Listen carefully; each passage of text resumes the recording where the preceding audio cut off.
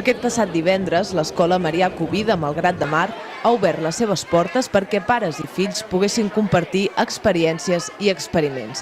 I és que per una setmana l'escola s'ha convertit en un autèntic museu de la ciència. L'han ideat i muntat els mateixos mestres amb la intenció que es puguin aprendre conceptes com el de la flotabilitat de la manera més pràctica i divertida.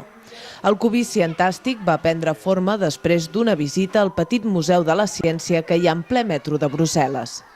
Les experiències que eren molt senzilletes, no és com els grans museus que són com molt sofisticades i tal, i eren com molt accessibles als nens, no? Eren molt senzilletes les experiències, com molt màgic, combinava una mica l'aspecte màgic i científic. I també proper, no? A l'hora de construir-ho, que nosaltres com a mestres podíem arribar a fer alguna cosa no tant de la mateixa categoria, però vaja, no és... Una mica.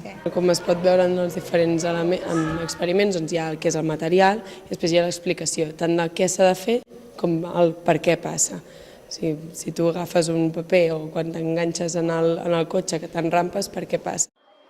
Des que va començar la setmana me venen nens amb experiments que s'han inventat a casa, no? I tant pot ser un experiment que hagi mirat en un llibre o simplement barrejat una mica d'aigua i sabó, no?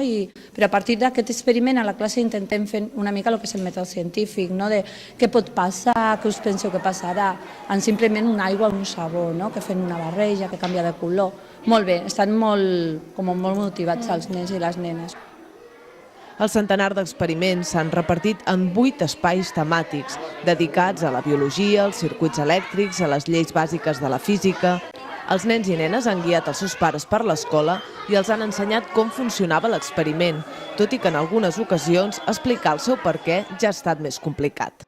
És aigua i sucre. Això és aigua i oli. I què fa?